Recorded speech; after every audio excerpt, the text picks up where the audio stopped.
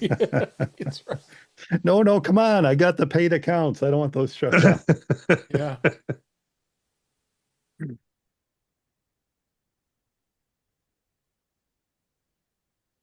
I love this. So, Zoom has popped up an alert bubble over the button Yeah. that I need to click so that I know everything's being live streamed. Now the bubble says everything's being live streamed. So this is a brilliant interface. The link is in the Zoom chat for the notes, Mike. Yes, got it. Thank you. Okay, Thank cool. you. Thank you. Thank you. Thank you. All right. I think we got a minute or two. No Ben tonight? Nah, he can't make it. I'm the consolation prize, Marty. Nope. Ben Oh, was going you to know, be. He I was called off on last earlier minute. with Eric, and he was talking about his power being out. So I don't know if they're experiencing storms or what, No, or he didn't pay the bill. personal matter. Yeah, he reached out to me. It was because he did the big show. That's kind of funny. Me answering you guys in the chat. Like had a few extra minutes there at work. That was pretty awesome. We got you up to speed on CrowdStrike. Yeah. Mike, with me being down for the count for what, week and a half, Mhm. did I pick the week to not be able to function or what? The news stuff that went down while I was in bed. Holy crap! Like I figured out what the ear diapers were related to. But the one that I'm afraid to look up now, because now there's like all these memes about having sex with couches, and I'm just afraid to find out what I that would not relates type to. that into Google if I were you. I'm not gonna type that into wait, before I type that into Google, Mike, I need your Google login. But yeah, the stuff that I missed. I mean, like I knew about the attempted shooting, but I didn't know about the follow up with ear diapers being a thing. Yeah. Oh my God. People were in solidarity wearing the patch he was wearing, or the bandage, I guess it is, or is. But we don't talk about politics here. That's not politics. That's just crazy. Let's go back to couches. That's the conversation after we're live, Yeah, Marty, will you post live. look up what the whole thing with having sex with couches is? So Of course I will. Thank you. I'll put it in Chat incognito. GPT subscription. Yeah, I'll put it in incognito, so only incognito couches will come up. You use the Tor browser, Marty. Yeah, That's there you probably go. the better way to go. Yeah. Yeah. I'm using my wife's browser, so I can blame her. Oh, well, that's fine. Yeah, Totally fine. that's fine. Oh, lordy, Gary. All right. Looks like audio hijack's working. Yes, it is. No, I don't want to update audio hijack right now. That wouldn't be a good idea. Nope. All right. This is what I've got is just too weird. I really want to read this, and I've got the plausible denial about couches, but I still haven't quite figured out what they have to deny. So we'll save this for when we're After dark. after streaming. Yeah. All right. Well, I'm looking forward to when we get to that point. Or maybe I shouldn't be looking forward to that. I don't know. All right. Well, I am ready. If you guys are ready. In 5, 4, 3, 2, Welcome to episode 316 of In Touch with iOS, the show that talks about iPhone, iPad, Apple Watch, Apple TV, and related technologies. I'm your host, Dave Ginsburg. And I have to start off with welcoming back Jeff Gamet to the show. We missed you dearly. I'm so glad you're feeling better. Welcome back. How you doing? It's really great to be back, and I missed getting to hang out with everyone last week, and I'm glad that I'm feeling well enough to hang out this week. No guarantees about quality of content I provide, but I am here. I also want to welcome to the show the aftermath of MacStock, the coordinator himself, Mike Potter. How you doing, Mike? Hey, who is it? Dave inherited Mac Voices, and now Jeff inherited MacStock. Hey, we just pass along the fun. It just goes around. It's like one big happy family. Thank you, Dave. Thank you. It's great to be here. Congratulations on inheriting Mac Voices. Yeah. Well, I guess it just kind of happened. I know, but that's serendipity, Dave. It is. We should probably say inside joke, right? Yeah, it is. Last but not least, welcome back to the show, Marty Gencius. How you doing, Marty? I'm doing okay. Tail end of a cold. That was kind of a post MacStock thing. And everything else is cool, but just still the tail end of the cold. So if the microphone goes off and the camera goes dark, I've gone to Loogieville, and I'll come back shortly. Okay, great. I'm glad you're feeling somewhat better. I apparently got lucky. I dodged the bullet on a lot of the sickness was going around. So, but that's which I'm kind of glad with. But there was people traveling that got sick, so I was in the family, so I had to watch out for that too. But no, it's been going okay here. So, but what's okay is we are here for another show. If anybody didn't notice, we had a special episode that was released earlier this week. So you got 2 episodes in 1 week last week. So at 315 was the pre-MacStock event. So please go back and listen to that episode. It was a lot of fun that we were all in person here to do that episode. So check it out. But in the meantime, we're on a new episode this week, and we got plenty to talk about. Beta's been very active. We're going to hit upon that. Lots of other different topics this week as well. So let's just go dig right into it for this week. So Apple in beta. Apple is still doing simultaneous betas with iOS 17 and iOS 18. So 17.6 for both iOS and iPadOS is now at a release candidate. This was a week after the 4th beta that had just come out last week. And really, there isn't much there other than I think there's just some more bug fixes and just kind of cleaning up iOS 17 from we're at 17.5.1.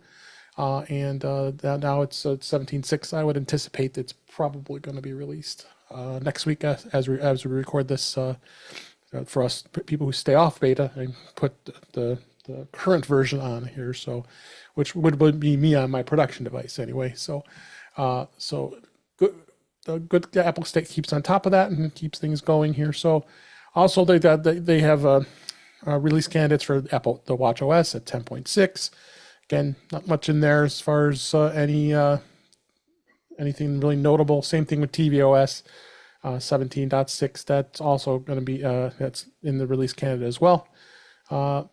This go around, they're not sharing a lot of changes in 17, but we got some exciting things we talked about last week on tvOS 18. So it's going to be cool to see where that goes. But then, meanwhile, Vision OS is at 1.3. That's a release candidate. Again, that's the next version before 2.0. So not much notable there. I know you weren't running that, Marty, but I don't think there was anything else of notability with 1.3, right?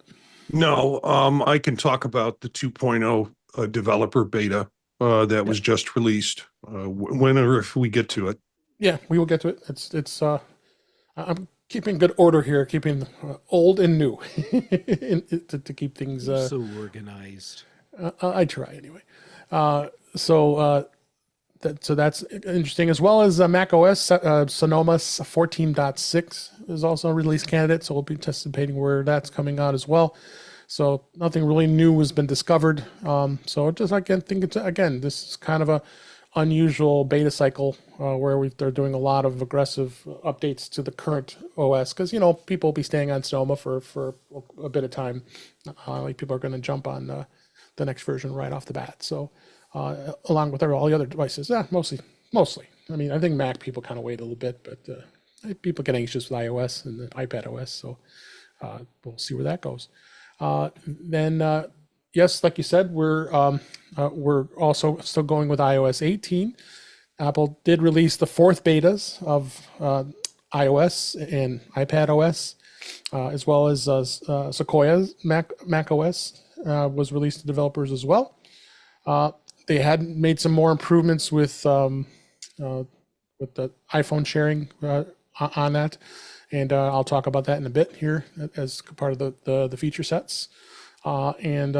Let's go ahead and jump right into Vision OS. I'm always glad to have you here, Marty, to give us some insights on Vision OS. And Vision OS 2 is out. And what I won't even read through what this says because you could tell us because you have it and you could tell us.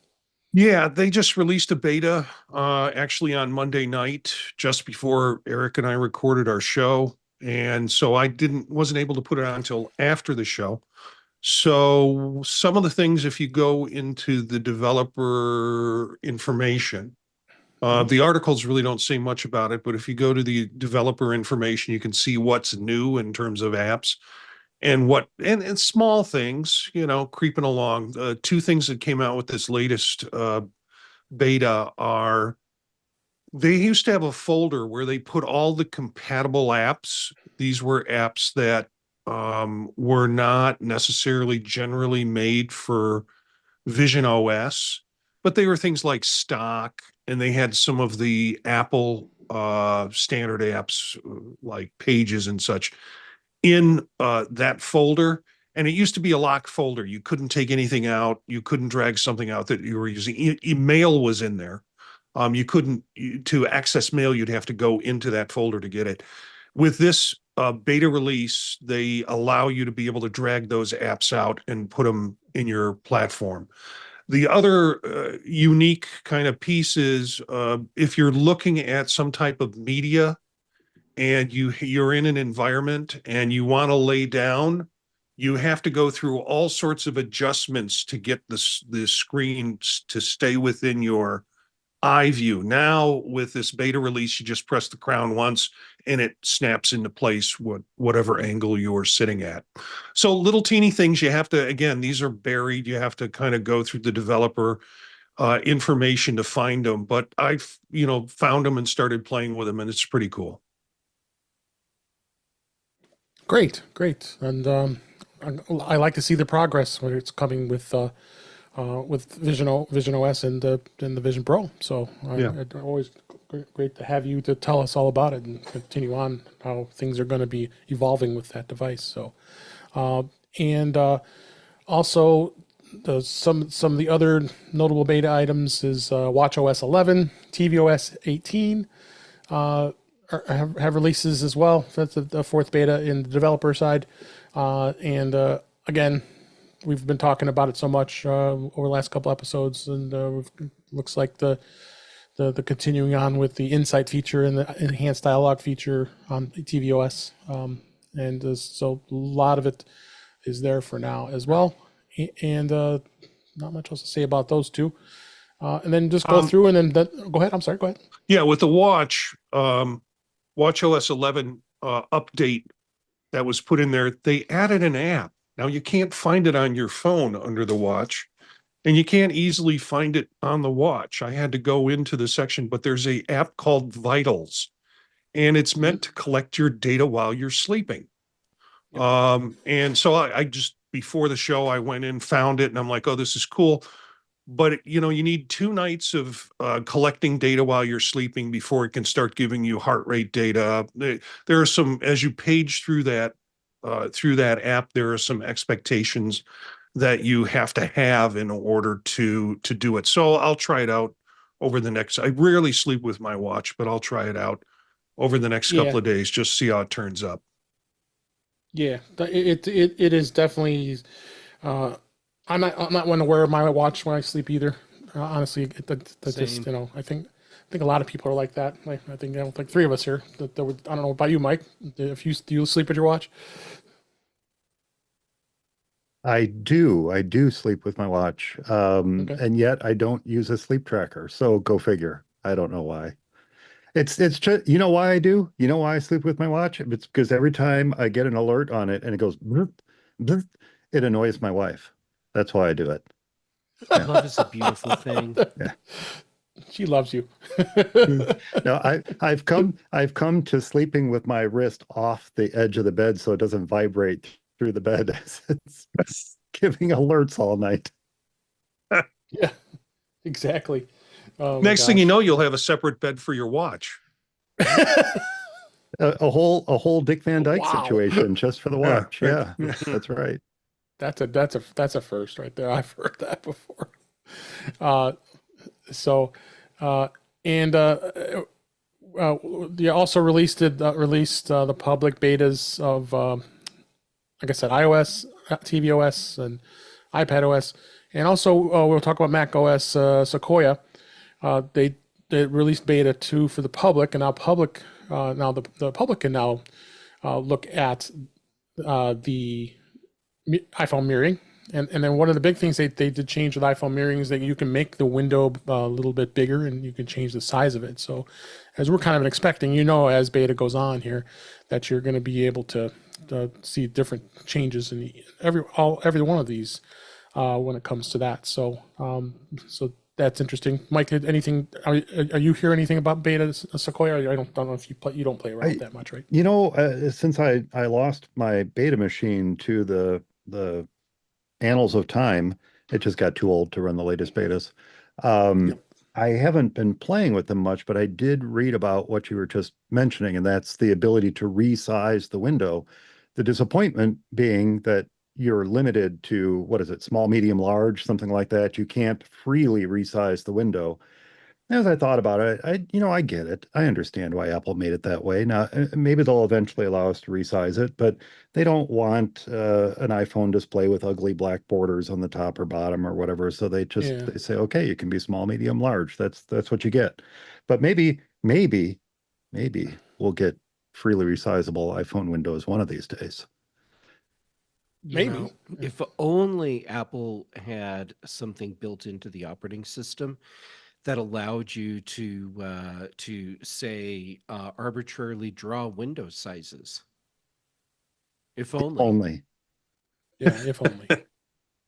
I solved the window issue with the iPhone is because I have 3 monitors and they're all at different resolutions. So there's small, medium, and large, depending on which where I store the iPhone. Yeah, no, not wrong with that at all. Also, I found this to be interesting here. This was a article that was written about 9 to 5 Mac, and we've always kind of known the beta schedule and the release schedules. They put an expectation of when we could expect the new betas. The summer so far, it's been pretty consistent. You started at June 10th for when the first beta came out for iOS 18, all the way up to the beta 4 that just came out about 2 days ago as we record here. So it seems like the schedule it continues to follow the same. The future beta release schedule, the public beta 2 just came out, so they're anticipating around August 6th and 7th when the public and developer beta 5 would come out. And they're anticipating we may all go up to beta 8 and then the release candidate. So of course you would expect that in September during the post iPhone event. That is generally pretty consistent the way that goes every year here. So there's nothing of a surprise here, you think, guys, as far as what works the beta flow seems to be going here. We'll wrap up 17.6 I think next week, and then you're going to have at least 3 or 4 more beta releases, I think. Anybody any comments on that? I've never followed these as much since I started being on these shows, and now I follow them all the time, and it seems like a day goes by. It seems like a day goes by that there isn't a beta. I'm constantly getting notifications on different devices that it's time for a beta update. I'm like, didn't I just do that yesterday or 2 days ago? It just seems like there's more and more of these coming on a regular basis. And I don't know if there's a logic behind that rollout or if Yeah. it's just my perception of it. Jeff, do you have any ideas? Apple rolls out a lot of betas. Ever since Apple changed their strategy so that betas were something that were publicly available and not just to developers, and they got rid of the really draconian rules about what developers could talk about. Um, they Apple's been pretty consistent every year, and this article, and I'm not saying this in a disparaging way at all. They could have written this article last year, changed Mhm. the dates for this year, and published it. Yeah. And I'm saying that because that's how consistent Apple is. And and the reason it feels like we're getting beta updates practically every day is because Apple does have so many platforms now that are getting updates. Yeah. Yep, for sure. So yep, that's it. That's interesting to see where that goes. Let's talk a little bit about what's new in iOS 18 Beta 4. There was some small changes.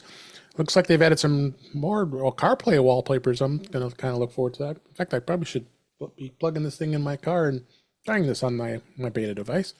There was 8 new CarPlay wallpapers. Looks like some cool colors that they're showing here. They did add a new way to access iCloud settings in the Settings app. There's now an iCloud option paired with the App Store, the Game Center, and Wallet. iCloud settings can still be accessed for tapping your Apple account and choosing that interface. Camera controls, they added some things in the camera section of the Settings app where it gives a new controls menu option under preserve settings. The controls menu preserves the previously used camera tool while expanding the controls menu rather than showing the full list of camera controls options when you use the camera app. That's kind of nice. That make you have a little more flexibility with that.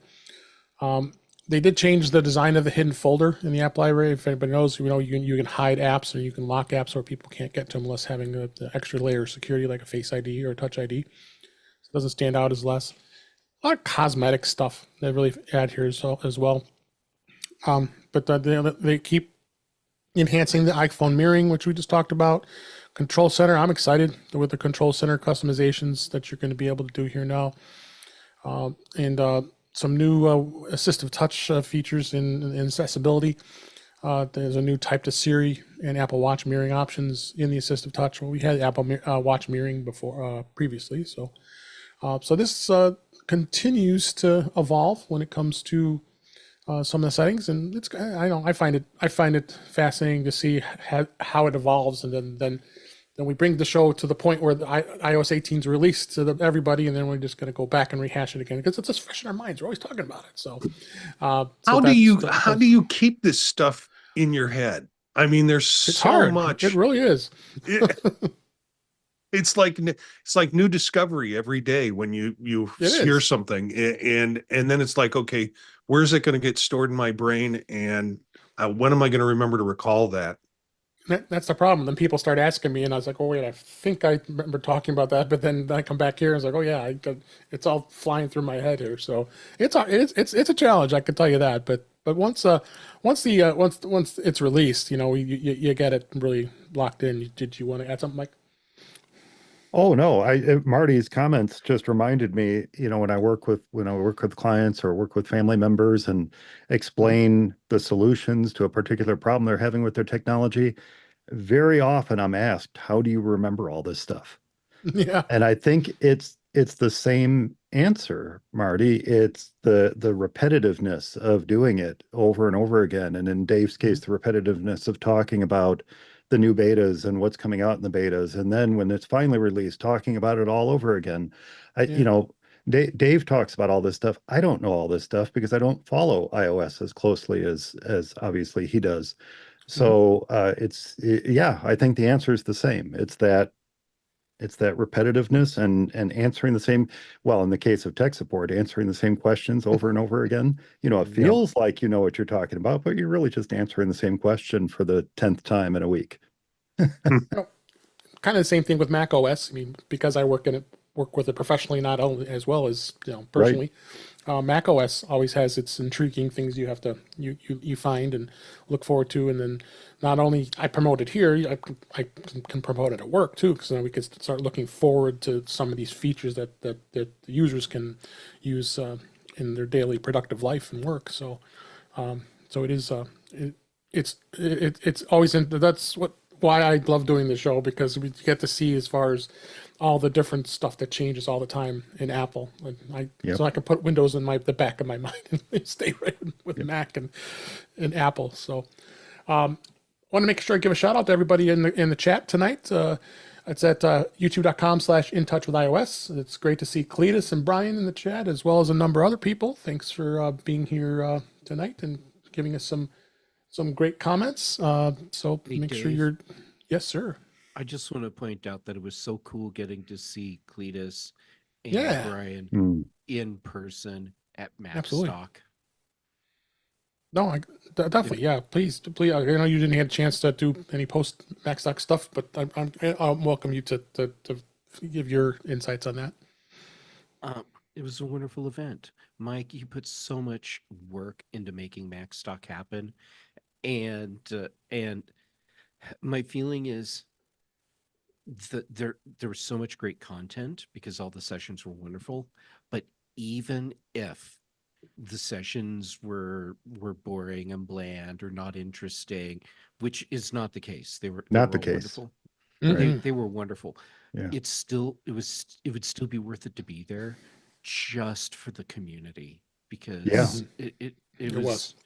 I mean, it was just so energizing to get to be there and hang out with so many cool people. Yep. And it was, I before the event, I always say it's like a family reunion, but in a good way. And I stand by that. It Yeah. was just wonderful to get to reconnect with so many people and to get to meet people that I interact with online, but never get to see in person. Yeah, for sure. And in my case, it's another shout out to Cletus. We've been trading emails for what now, 10 years? And he's been wanting to come for so long to Macstock, and this year it finally worked out where he could make it.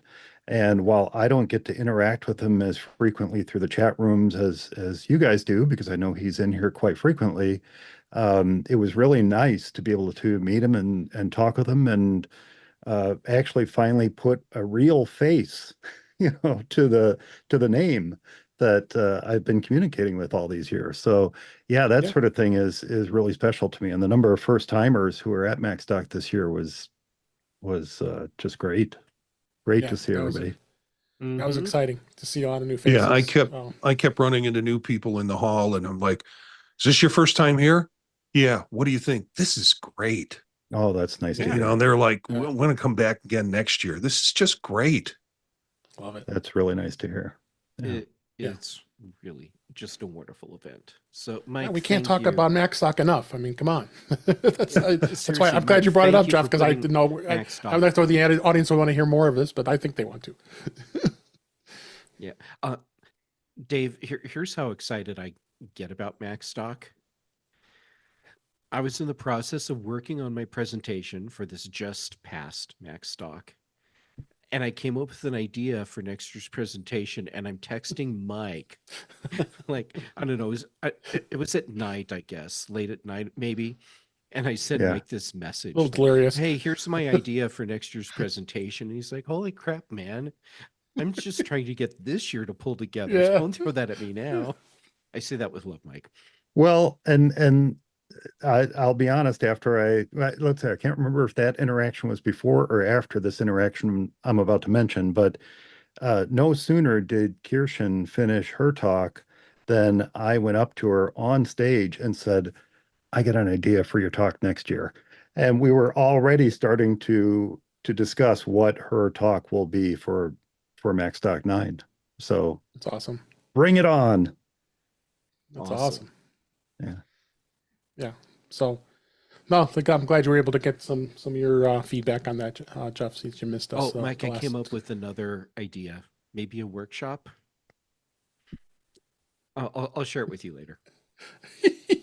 Boy, he's got the ideas are just flowing in there. This is what happens when my synapses start working again. Yeah. It's nothing but trouble. The couple other topics I wanted to hit on this week. Apple Intelligence is you now are going to be able to generate playlist artwork in iOS 18. iOS 18 will feature the ability to create playlist artwork in Apple Music using generative AI as the beta code is suggesting. Apple seemingly is prepared to introduce a new feature that will allow users to create these customized artwork, and AI is going to give them that option. I think at the core of this new functionality is a create image button, which users will be able to see while editing their playlists. Once tapped, the button will invoke an image playground and a tool that showcased at WWDC earlier this year, and allow you to be able to generate new images and input written commands. This is pretty kind of fun. I mean, I know you always get those boring playlist covers that or you just take like an album cover or whatever. This kind of neat. What do you think of this, Jeff? I think it's a really cool idea. I have mixed emotions about it though, because there's a whole thing with where is the content being sourced from that's being used to train the AI models, and is it being sourced ethically? So yeah, I've got this mixed thing about it, but the concept, I think this is a really great idea, and like you said, it sounds a lot better than just, okay, here's an album cover from one of the pieces in the playlist. Give me something interesting and creative. I like that idea. Yeah. How about you, Mike? Is this something you like? You like doing some playlists, right? I don't really mess with playlists that Oh, okay. much, I'll be honest. I tend to put on an album. I mean, I'm a little old school that way. Okay. If I want to listen to music, I'll pick an album out. But I guess as I'm listening to this, okay, I'll be honest. The very first thing that came to mind was why. I mean, I cool. It's a neat idea. I understand, why some folks would want it, but I don't really see a need for it personally. But then the second thought that came to mind was, okay, so if I have a playlist with Lady Gaga and the Police, is it going to give me a picture of Sting in a meat suit? Or it could bring. It could be Taylor Swift. Yeah. So I'm kind of curious what it's going to base the playlist cover art on, and how it's going to come up with these pictures. And that ties directly into Jeff's concerns of where is it going to source the material from, and in what way is it going? I'm sure Apple's going to go through great pains to make sure that it's not, quote, stealing content, but I don't know. We'll see. What about you, Marty? In a meat suit. I would like to see Lady Gaga in a Sting suit. I think that would be pretty cool. There you go. I'm old school, and in a sense, like Mike, I put an album on. So I'm listening to one artist. And the way I identify it is, if it's Peter Gabriel, it's the Bleeding Face album cover. And it's like, that's iconic for me to be able to find the artist with. And I know Spotify breaks them up into quarters or something like that. I don't mix too many playlists together. I get in the mood for an artist or a genre, and that's what I'll listen to. The last time I mixed a playlist was probably 1987 when I was working On a in radio. cassette. Well, working in radio, it's that was really the kind of last mixing that I did. Other than that, I put on music for a by artist or by genre. So part of my reaction was, this is cool, but is it basically a Jamoji for music? And do I want that?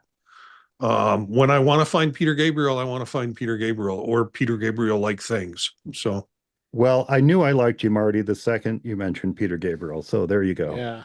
yeah. There you Yeah. go. Yeah, can't beat that. Marty, Mhm. you can live vicariously through my playlists. Just be my Yeah. friend on Apple Music, and know that many of the playlists that I create were theme based for specific parties. And so when you're looking at it or listening to the music on this list, at some point you'll be like, what kind of parties does Jeff go to? Yeah, I was wondering, you actually get invited to parties. Oh, yeah. Right? What's yeah. up with that? Oh yeah. So it's gonna be a cool feature that maybe like I got kind of. I'll play with it and see what happens. You know, Yeah. It's- Yeah, sure. Let's go back to iOS 18 a little bit here in the Passwords app and all the features that there's going to be coming here. As we've been talking about, Apple did create a standalone Passwords app that's going to streamline login and password management. They've been able to store password information on your Apple devices through iCloud Keychain for years, but accessing the passwords was a little more difficult because the data was tucked away in the Settings app. Well, that's no longer the case with iOS 18. Much simpler to create and manage passwords, websites, and more. They've gone through a really nice layout. It's gonna be installed automatically when you upgrade to all OSs, including Mac OS.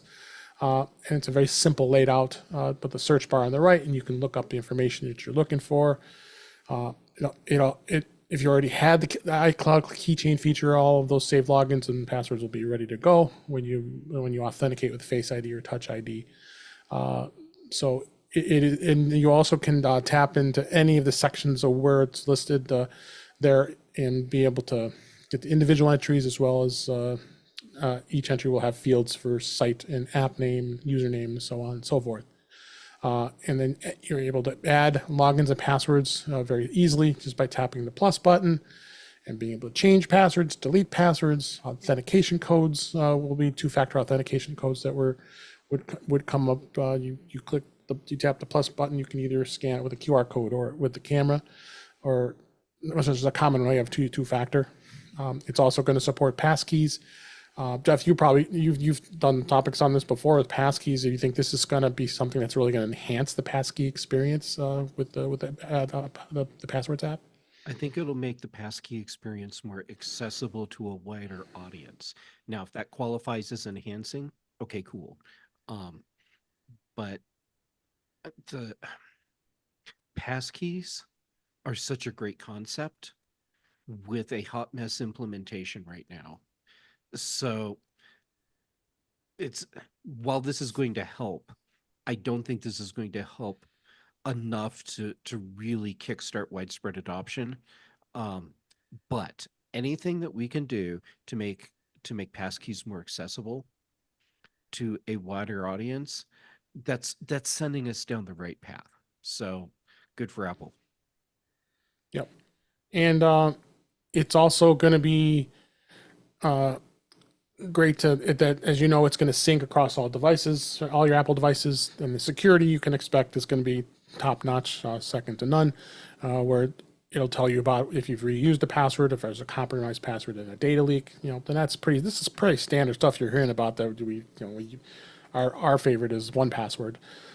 One thing that is, I'm sad it isn't ready just yet is the fact that Apple does plan to provide a tool to importing passwords from services like 1Password. But for now, the functionality has not been implemented. So that doesn't mean that you can't still continue to use 1Password. 1Password is still an amazing app, and I will continue to be a subscriber to that and using that password Dave? manager. If I may, Sure. the Passwords app that Apple is releasing is going to be a really big step forward. But like so many of the tools that Apple makes, they also create what people like to call third-party opportunities. And so you get the functionality that's really useful. But if you need more, if you need something that goes beyond that, like in this case, the passwords app, that's where the tools like 1Password come in. And tools like 1Password give you a lot more functionality than you're going to get in the passwords app. And they go beyond the individual users. So if you have, say, a family or a business, that's when those tools come in handy.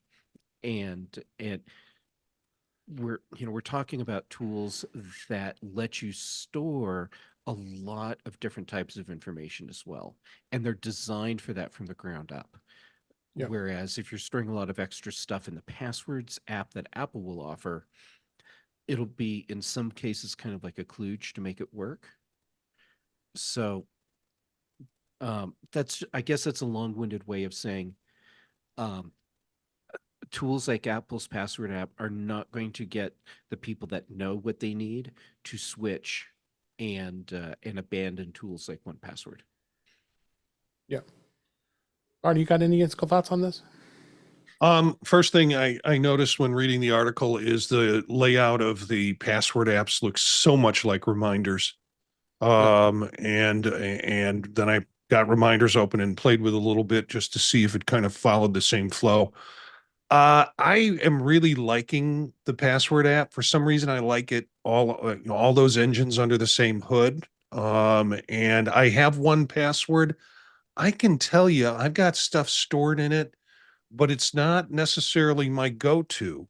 And maybe it's because what I'm doing with the password app is taking care of my needs. I don't have necessarily connections with other families to share passwords, things like that. And just to have it built into the OS with Apple's security, I feel a lot better about that, and maybe saving me what, 50, $60 a year. I'd like to see that happen. It's still missing some of the things that 1Password has, like driver's license and other kinds of certificates and other kinds of documents that you can kind of store in there. At least I haven't figured that out if you can do it with the password apps. But those kinds of services that, Jeff alluded to, that's the reason I'm still paying the 50, $60 a year to have that stored in 1Password. But I'm impressed with it. And frankly, if I got to open one versus the other, I'd rather just have it right in the system to get what password I need. So yeah, I'm surprised they didn't do this years ago. That it's just Yeah. now that they're getting into that. Yeah.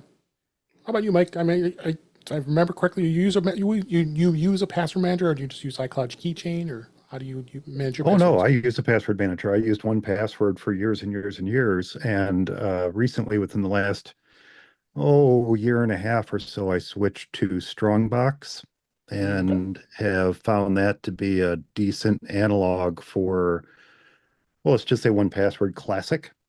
The opportunities I've had to mess about with the newer version of 1Password, I just haven't liked the interface quite as much as the older version. It's still a great password keeping application, and on the whole, that's typically the one that I recommend. But I've been kind of digging Strongbox. It's a bit more nerdy, perhaps, and maybe that's why I feel it's a bit more like the older version of 1Password, which was a bit more nerdy. Um, as you were describing those things, I was thinking every time we feel Apple is late to the party with something like a password manager, invariably it ends up pulling ahead, and we find ourselves, gravitating towards that. As Marty said, he's kind of gravitating towards the passwords app because it does everything that he needs it to do. I'm a little concerned about what's going to be in the passwords app when I fire it up for the first time, because my current Apple passwords are a mess. I don't even know what's in there. It's all old, outdated stuff. I almost feel like it would be great if they just said, here's a new passwords app. Do you want to import your old stuff? And I could say, no, I don't want it at all. And then just start fresh. And then if I can import from 1Password, or I can import from Strongbox, that would be fantastic. In fact, it would be necessary if I'm going to use it regularly.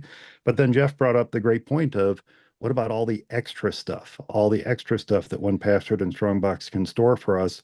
Will we be able to store that within the Apple Passwords app? And if we can't, then it's definitely a non-starter. And the other thing that would make it a non-starter for me would be if it doesn't have excellent third-party browser integration.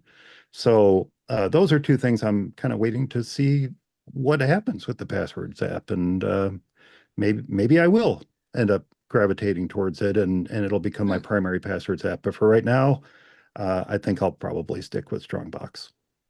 Okay. I put a link in the show notes. People can check out that Strongbox app for you. Mike, so- isn't Strongbox Mac OS and iOS native app, meaning not an Electron app? It is a native app. Yeah, I don't believe they're using Electron at all. Yeah. And that might be one of the reasons why you're preferring the interface over 1Password, because they did go to Electron. Yeah. That's a good point. That's a Yeah. good point. Yeah, I tend to not enjoy the Electron apps as much because they don't have that Mac feel to them. Yeah. Yeah, you're Yeah, right. I tried the Electron version, and that's the one that's sitting there that I don't use as much anymore. Yeah. Yep. I get it. I understand why they went that way, but they were Mac first at the beginning. I would love to see them kind of create a native Mac app once again. Yeah. Keep Electron for Linux and Windows, and let's get a native Mac Oh. app back again. Yeah, we've had discussions about Electron. I mean, we know the reasoning why 1Password did that. Yeah. They wanted to Absolutely. expand. Yeah, we get it. They wanted to We get expand it. their horizons to other OSs. So, and that's what Yeah. happened. Yeah, well, and if you're going to go for the enterprise market, Right. and that's where the real money is. It's not with us individual users. As important as we are to get a company started, Very true. This is we are true. not the money makers. So Very Price. true. it's from a business standpoint, it completely makes sense why Yep. why apps like 1Password went to Electron. A couple stay on the trend a little bit on security. Apple did launch a new Safari ad campaign, a browser that actually is private. And they shared a new focused Safari ad that designed to highlight the ways that Safari protects user privacy compared to the other browsers. In the spot, the security cameras are positioned as pesky birds and bats hovering around smartphone users as they browse the web. And the cameras are everywhere representing the website trackers. Much of the ad is focused on non-iPhone users, but towards the end, an iPhone user opens up Safari and the creepy cameras explode in midair. This is a kind of a fun ad, if you guys have had a chance to see it yet. But the ad is accompanied by billboards in cities around the world and short digital ads that are being shown on social networks.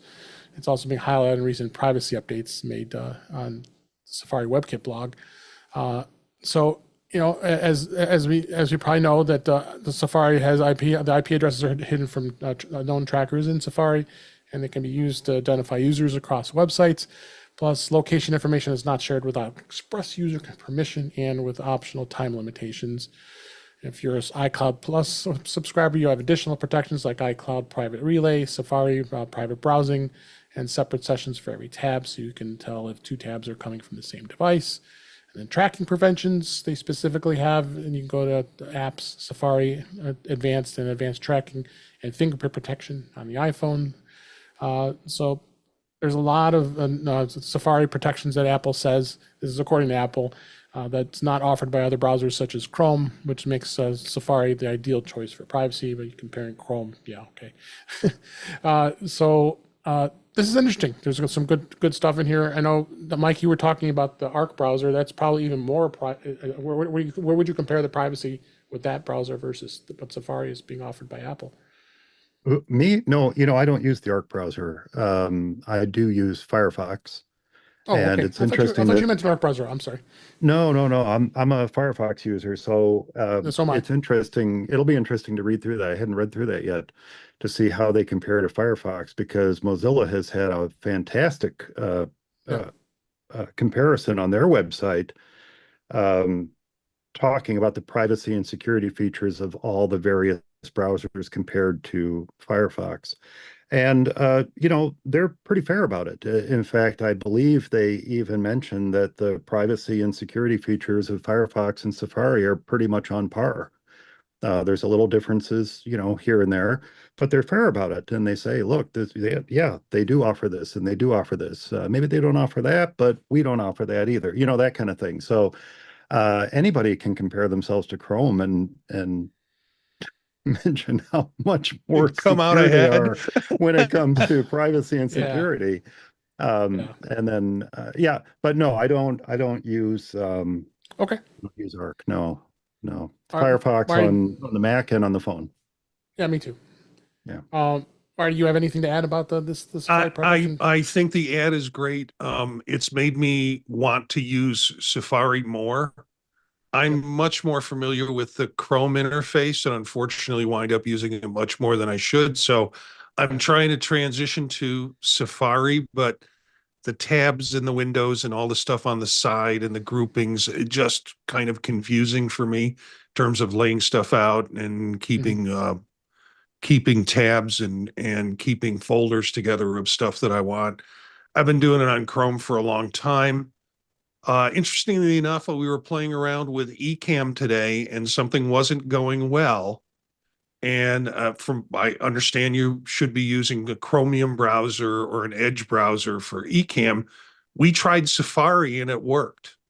Safari works with it. Yeah, Yeah, it does. yeah. So unbeknownst to the person that I was working with, they said, let's try Safari and see what happens. Worked fine, actually cleaned up some of the problem. So Yeah. I got to get attracted to Safari and have to learn the logic of how to keep my stuff organized, which I now have all well organized on Chrome. So, Right. yeah. How about you, Jeff? Not a Safari user because Safari doesn't support some extensions that are mission critical for me. I have not seen this commercial because I've been out of commission for several days. Sure.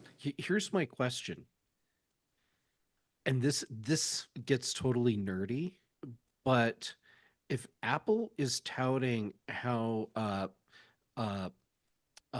secure, how private Safari actually is it supporting DOH? And I believe the answer is no. So I don't how think so. private are you really if you're not supporting DNS over HTTPS, which is what DOH means? Mhm. All Which right, Firefox so does. it does. Firefox, Edge, all the Chromium browsers do. Yeah. Yep. Yeah. So anyhow, I'm not saying that as a slam. I'm genuinely asking, does Safari even support DOH? And if not, okay, then I am slamming. Yeah, I don't know as a fact, but it doesn't seem like it does. So, one more thing about iOS 18, Marty, you mentioned this earlier about the Reminders app. In iOS 18, the reminders will now live live inside the Calendar app, bringing the two key productivity tools together. So you're gonna have it within the calendar and provide a fuller picture of your day with both reminders and your calendar entries in there as well. So this is going to be an interesting way to manage your reminders and your calendar and getting used to it for that matter, because we've been so used to it for years being separate between the Yeah, I reminders tried it out. and I calendar. tried it out before the show.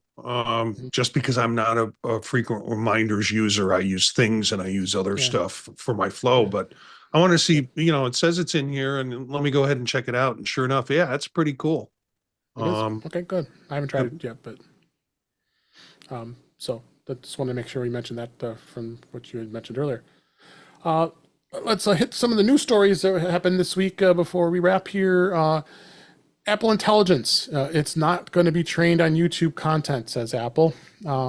Apple addressed concerns about its use of AI training data following the investigation that revealed Apple, along with other major tech companies, had used YouTube subtitles to train their artificial intelligent models.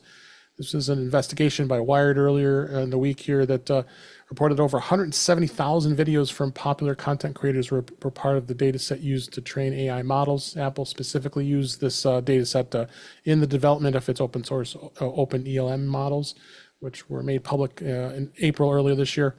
However, Apple is now confirming that Open ELM does not power any of its AI machine learning features, including the company's Apple Intelligence System. Apple clarified that Open ELM was created solely for research purposes and with the aim of advancing open source large language model development. And it goes on to say that the company does emphasize that that it is not integrated, and that's what they say. Jeff, what do you think on this? That's good news, because if any company is going to be at this point sourcing content for their models ethically, it better be Apple. And confirming that they're not using YouTube for their training is that's a good thing, because that indicates that, at least in this instance, they are being true to their word. This is a hard place to be right now, because the whole AI LLM generative world that's just exploding right now. Yep. How do you do that and make a product that is commercially viable without stealing the content? I mean, that's the big question right now. So it looks like Apple's in a position to be doing that. So good for them. Yeah. How about you, Marty? With your AI I would feel better if they would announce that they're not getting anything from TikTok. Good luck. Although the AI could send back some really groovy dance moves and some good recipes, and that's all I need from AI right now. Yeah, I don't know. It's going to be tough to, people are going to have to come up with an apology before the fact with a lot of this sourcing from the AI stuff. It's just going to be tough to figure out where it's really coming from. And so maybe they got it from a sourced place, but where did the source place get it from? It's just a wormhole. It's really a wormhole to figure all that out. Yep. Any thoughts on this, Mike? Well, Marty stole my joke. My joke was going to be, if you've ever logged on to YouTube without an account, the videos that pop up are definitely the videos I would not want to train an AI with. Yeah.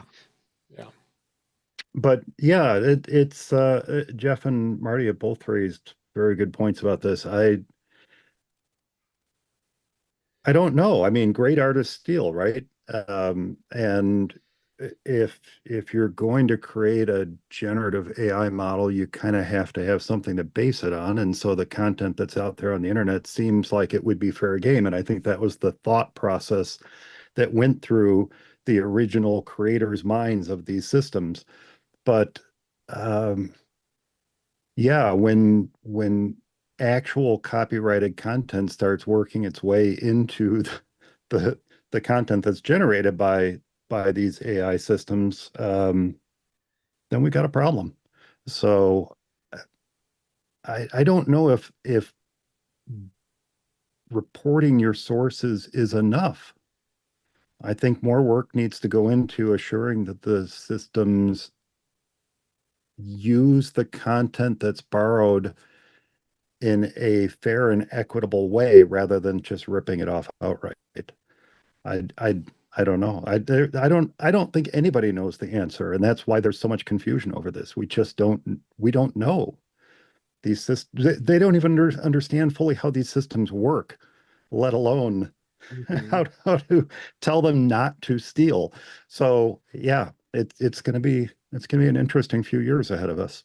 There was a point at one time, and Apple certainly had the cash cow to be able to do this, where they were going to start, I heard, they were going to start paying sources like New York Times, Washington Post, and people would argue, are these really reliable sources?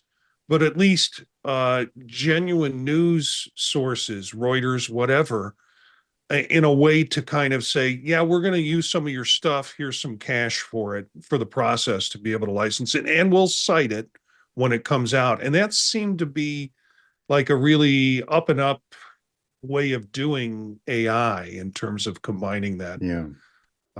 But I don't know if that's fallen by the wayside. Yep. Well, we'll see where it goes. That's for sure. Apple TV Plus. Apple is looking to license more movies to expand its Apple TV Plus library. Apple is in active talks to license more films from major Hollywood studios as it seeks to bolster Apple TV Plus. This is according to Bloomberg. Apple has traditionally focused on original productions for its streaming platform, but it's been increasingly looking for expand its offerings by acquiring programming from extensive libraries of established studios. Sources familiar with this matter claim that while Apple TV Plus has seen some success with the original series like Ted Lasso, I miss Ted Lasso, and the morning shows, these hits have been relatively few and far between, and services have struggled to match the extensive catalogs like competitors like Disney Plus.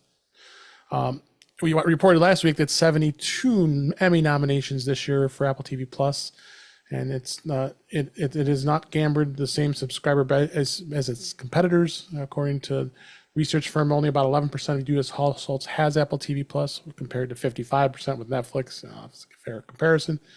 So they said it's a little scope that's minimal here.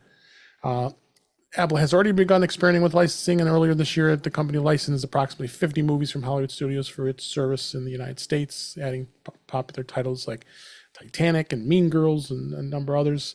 I see Apple doing some big expansion on Apple TV Plus. I mean, the original content is just insane. It's just really good. They just wrapped up Presumed Innocent. I love that show. That there was an 8 episodes series. They wrapped it up yesterday as we record this, and there's just so many other shows that are on there that I want to watch too. What do you think about this, Jeff?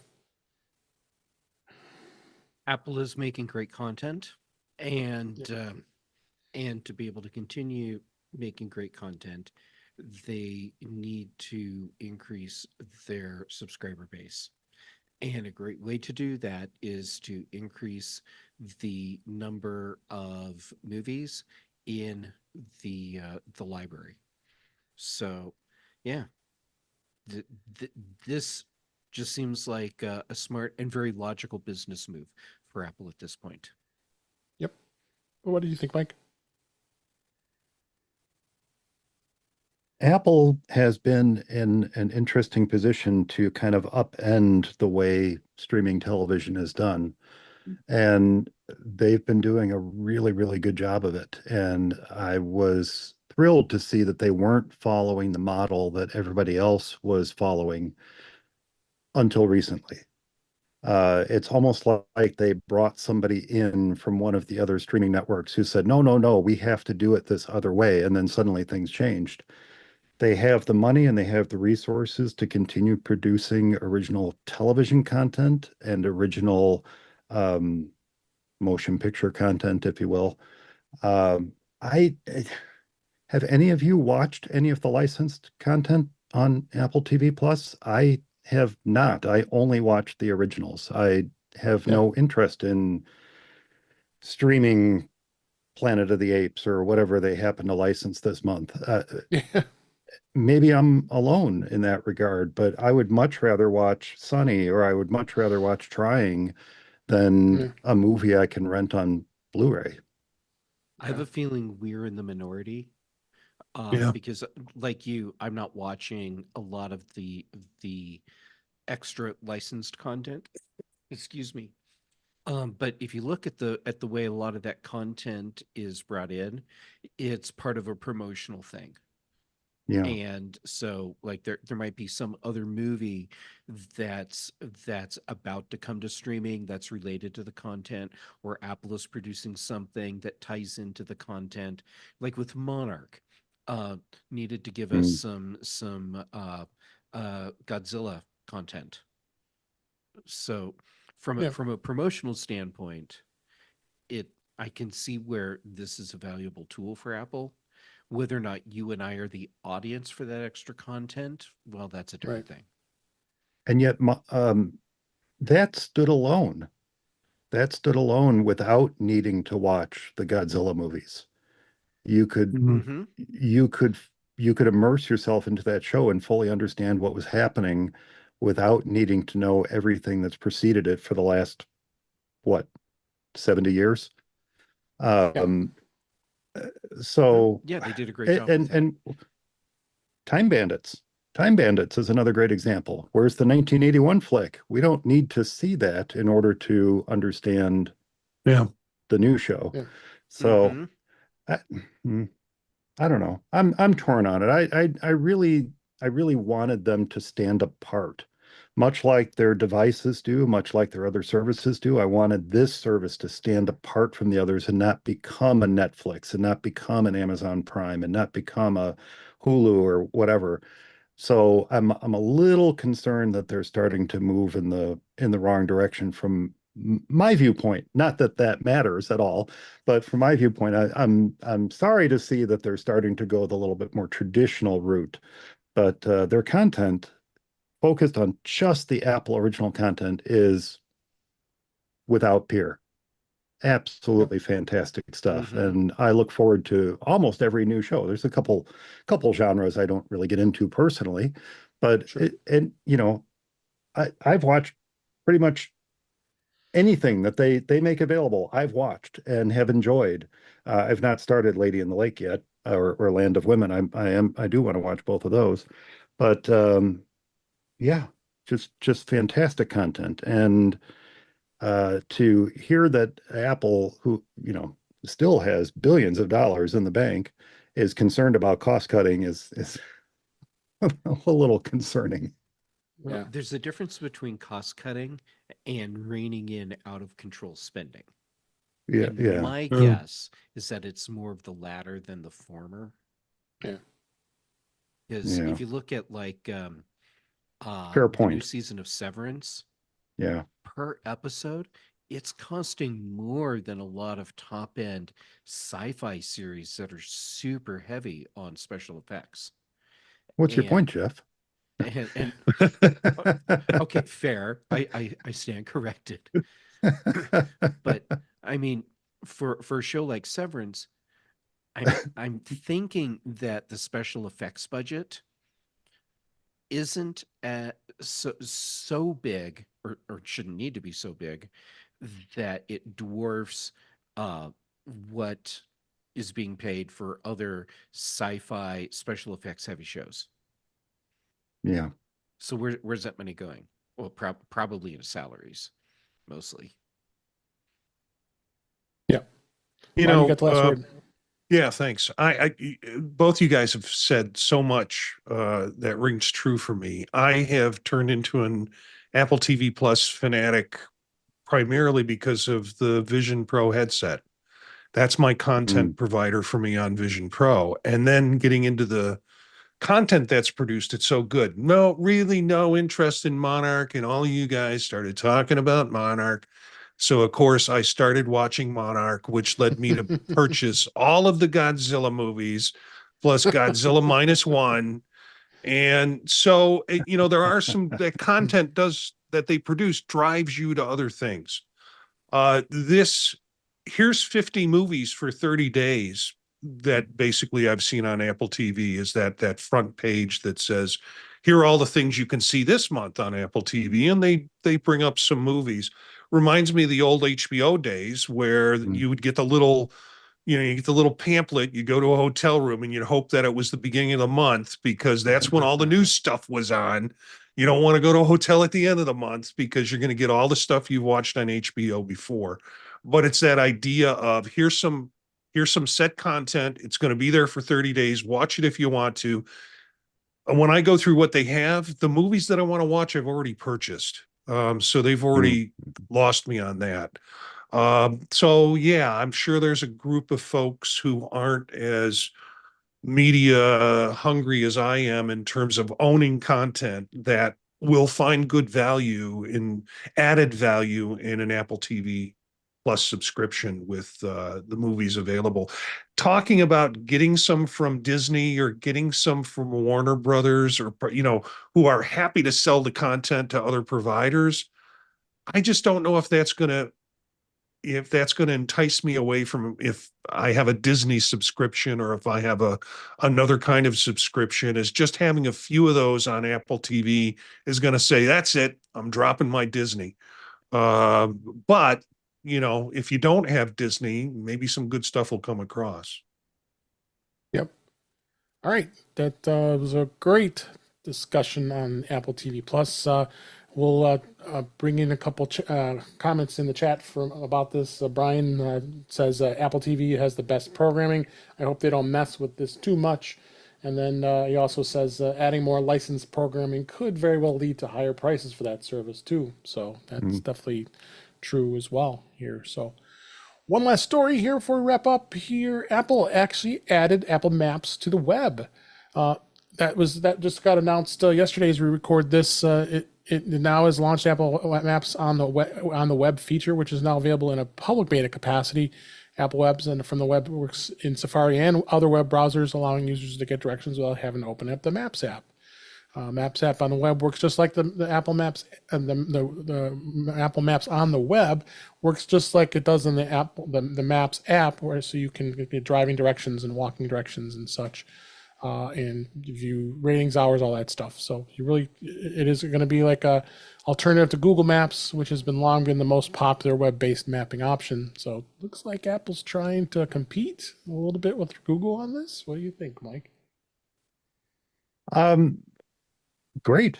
Fantastic. I don't know if I'll use it. I have to test it. I have not actually tried it out yet. I saw the news story yesterday. When did it come out? And I've not had an opportunity to test it. The one thing I want to test, and it's the first thing I test almost every time, is to plan a route and then be able to manually drag that route to my preferred route. Yeah. Which is what I can do in Google Maps on the web, not in the app. You can't do it in Apple Maps in the app. So I'm curious to see if you can do that in the Apple Maps on the web. I don't, that's just something that I like to do because sometimes I really do know better than the automated route planning. Well, you might not be trying it because it's not compatible to Firefox. It's only Safari, Edge, and Chrome. I just checked it. So Safari, Edge, and Chrome on Mac or iPad, and Edge and Chrome on Windows. Firefox is so private, you can't even run Apple Maps on it. Yeah. Yeah. What do you think, Jeff? If Apple wants to really compete with Google Maps, then bringing Apple Maps to the web for all browsers is important. Doing what Mike said, letting you fix your route so it's the route you really want and not the suggested route, that's important. But honestly, before Apple can go hardcore head to head with Google in the map space, they need to make it, they meaning Apple, need to make it much easier and clearer on how to add your business to Apple Maps and how to keep it up to date. Google makes that process relatively painless. Apple's process is still pretty obtuse, and a lot of businesses don't even realize that's a thing. So that's why you get so many people that do what I tend to do, which is Google Maps to find the location and then put it into Apple Maps so I get the right directions. Yep. Last word on this, Marty. I like big formats. And you can't sounds like lie? Bye, yeah. It's in beta. I'm sorry, Jeff. That as soon as I said that, the rest of the lyric came into my head, and so we're syncing together. Here's my wish. I could sign into it somehow on the web, and I could do some mapping for the trip I'm going to take, save it to favorites, and then open up my phone, and there it is. and I can sync it That'd be through so cool. CarPlay into, right now it's in beta, so everybody's got an opportunity to play with it. But I would really like to get it into a way that it's transferable to a small device instead of me having to whack my way through it on an iPhone with my big fat chunky fingers. I think the other piece is that Google still has is the ground view. And sometimes you get to a place and you're like, okay, where exactly is it? Is this familiar? And if I could get more of those ground shots out of maps, that would be very cool too. Absolutely. So before we wrap up, I wanted to talk a little more about MacStock. Now we've wrapped up MacStock for this year, sadly, but we're going to be looking forward to next year. But we're also going to look forward to the digital pass that's going to be available. And instead of me telling you all about it, why not come from the source itself? And Mike Potter, what everybody can expect for the digital pass for this year? You heard my complaining before we started recording about the issues I was having with the video and audio from MacStock. I'm working on it. So the digital There's pass, no rush. I just want I want to give everybody what the status is. We knew. I knew going in it was going to take time. Yeah, well, it usually I say about 30 days after MacStock, and I usually take that 30 days as the point at which I start releasing the video. So we're still on track for that. The digital pass is the weekend talks, the Saturday and Sunday sessions from MacStock, broken down into the individual talks so that you can jump directly to the one that you want to watch again or again and again, if it's Marty's talk, right? So, where possible, I try to keep the slides in there in a nice, clear fashion so that you can read them a little bit better, which is one of the reasons I ask all the presenters for their slides prior to MacStock, so that if need be, I can inject them into it later. But yeah, I take the time to break it all down, enhance the audio, cut it down to just that person's talk, and then make that available for the digital pass. So, and that's what it is. And I expect that will be available, like I said, roughly 30 days after MacStock comes to a close. The link to purchase a digital pass is on the MacStock website at macstockconferenceandexpo.com. And I'm hoping to have those out real soon now. In fact, the link is also in our show notes as well. So make Well, sure. thank you very much. That's awesome. So make sure you go out there, go get the digital pass now. You don't have to wait. We want to get you ready. So then when it is ready to be seen, you'll be ready to go. So go ahead and click that link and grab the digital pass. Any plans on the workshops? Or are you just going to stick with just the presentations? Well, the promise was the Saturday, Sunday talks. Now, it may be that I'll be able to get the workshops into the digital pass as well, but that's going to have to be after the fact. I'm going to focus on the Saturday, Sunday sessions first, and then we'll work on getting the workshops in there. Sounds good. Well, we'll keep telling everybody, go get up digital pass, because you're going to have some great content to be able to watch after the fact, so we can relive MacStock again.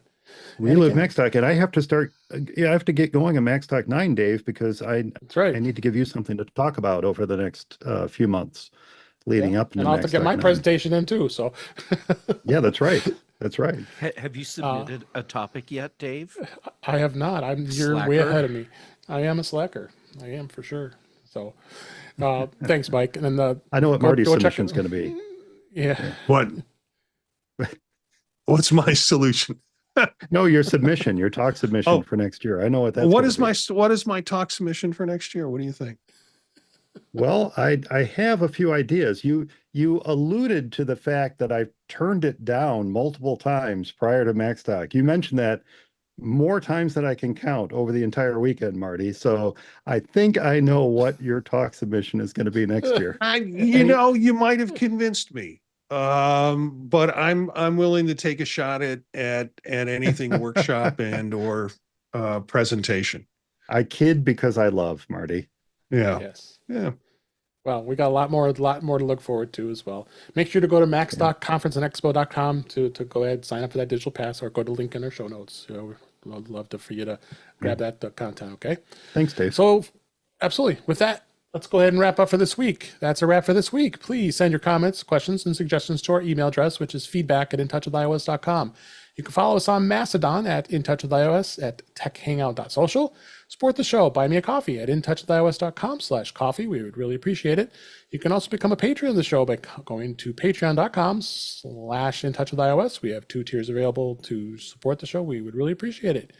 Make sure you like, share, and subscribe, just like Brian and Leadus and many others in the chat, so you can be notified when you are when we're live streaming, which is on Thursday nights at 8 p.m. Eastern Time, 5 p.m. Pacific on our YouTube channel, which is youtube.com/intouchwithios, where you can watch the current and past live streams as well as listen to past shows. Visit In Touch with iOS magazine on Flipboard, where many of the topics we discuss are flipped into that magazine. The link is in our show notes. You can subscribe to the show in your favorite podcatcher, including Pocket Casts, Overcast, Apple Podcasts, and many others. But better yet, go to our website, intouchwithios.com, where all the links and all the ways to listen to us are on that website. I am Dave Ginsburg, and you can find me on Mastodon at DaveG65 and Mastodon.cloud. Mike Potter, thank you so much for being here. Appreciate it. And where can people find you? Oh, folks can find me at formacisonly.com or max.conferenceandexpo.com. And on Mastodon, you'll find me at tooting.ninja/@formacisonly or tooting.ninja/@max.expo. Thanks, Dave. Excellent. Thank you. And Jeff Gammett, so glad you made it back. We missed you so much. I'm sorry you got back here with us. And where can people find you? Well, I'm glad to be upright and semi-functional again, and yeah, I'm just happy to get to hang out with all of you. Yes, sir. All right, so where to find me? First, I apologize for not being active on social media for the past week and a half. You had a good almost 2 reason. weeks. Yeah, but when I am active, Jay Gammett, and most of my stuff is going on Mastodon and Instagram and Threads. And then for shows, Tuesdays, Chuck Joyner's Mac Voices Live. Sorry, Dave, I gave the show back to him. By the way, He can yes, have it. it's an inside joke, but if you buy your digital pass to Macstock, you can get in on the joke as well. That There is you go. true. Yeah, yeah. Okay, then here on Thursdays with you, Dave, In Touch with iOS. Then on the British Tech Network, the Big Show on Thursdays and the Mac Show on Fridays. Also, Brian Chaffin and I do the Context Machine, and Patrice Brendamore and I do Retro Rewatch. And for those of you that aren't subscribed to that one yet, what's wrong with you? Patrice Go. is watching shows that she's seen many times that I haven't, but I should have. And I'm watching them for the first time, and we talk about them from our perspective as a first time versus many time viewer. And right now we're doing Stargate SG-1. Excellent. Thank you. And Martin Gensius, is always a pleasure to have you on the show. And where can people find you? You can find me, Gensius, at mastodon.social. Also, the podtalk.net is a website that has connections to my podcasts, 3 of them right now that are active: Vision Profiles, which is about the Vision Pro, and also Tech Savvy Professor and Circular Firing Squad. Excellent. You can find me here on Tuesdays, or no, you can find me here on Thursdays and with Chuck Joyner on Tuesdays. And yeah, thank you. Mike's holding up a microfiber cloth with the Yes, podcast information on it. Yeah. That was a nice microfiber. Yeah, cloth. you know, if people that, for those of you that didn't go to Macstock in person, you missed out on getting Marty's Pod Talk, my microfiber cloths, his show stickers. I brought Stickers. Retro Rewatch and Context Machine stickers, and people were bringing all kinds of cool stuff to share. Yep. All right. Thank you. And thank you all for listening. We really appreciate you listening and watching and checking out our show. We enjoy doing it. And until next time, we will talk again soon. Thank you very much, everybody. Thanks, Cletus and Brian. You were all so great in the chat this fine evening. I appreciate it. Got some good chatter in the chat room. It's always great. And it's great to have Ben. And I forgot to mention Ben, but Ben wasn't able to make it this week. He missed. Yeah. He's missing everybody. So, but he'll be back next week. So while you were busy making a show, I was busy researching the couch rumor. Okay. We're after. Why- we're why after did I dark click now. on So that it's a link? rumor. Okay. Come I on, should've it's the known better. Rolling Stone. You know, it's a good source. Yeah. The first source that came up was one of the places I always go for my information. What is it? No, not the Telegraph. It was Times of India. Ooh, there we Times go. of India pops up for me every now and then too. So yeah, I didn't even know this story. I didn't either. Well, all I know is that there's some meme stuff that I haven't looked into about about sex with a couch. Yeah. And now there's all these double negative denials going on. So Okay, who is doing the denying? Who is being accused The couch. of couch humping? yeah, the couch is probably in treatment right now. Yeah. It is I'm trying to keep it above board here as much as I can. There were claims supposedly in his book, or people were saying in his book he has a story about engaging in intercourse with a couch. And that was put out and people went crazy with memes, and now they're retracting those, saying, nah, that wasn't in there. There was nothing about that. Whose book, dare I ask? Let's just say he is an announced vice presidential candidate. Oh, holy forking short balls. That's so funny. Oh my God. Look, I have to do my Eric impression. Oh my God. Okay. So yeah, so it's a story about a rumor that people took seriously, and now they have to backpedal all of these stories. And someone has probably already made a joke about how this is why they have to put plastic covers on the couches in the Oval Office. Yeah. Where the thing that gets me is the eyeliner. I just don't get that. Got to make your eyes pop when you're on stage. Okay. All right. So Mike, your silence speaks volumes. Oh, I It know. does. Yeah. Yeah. We're live. I don't talk politics. Yeah. I'm not This is not talking politics. politics. We're not talking politics. Good This is segue memes. to say goodbye.